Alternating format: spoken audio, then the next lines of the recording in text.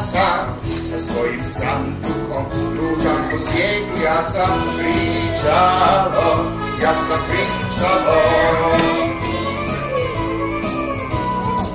U mom je sanduku čarobno tkanje, da pravim plave pisanje, priče davine koje svi znaju i one nove koje tek nastaju.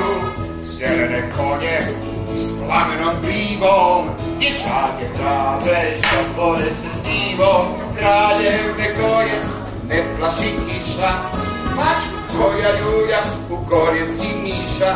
Ja sam pričalo,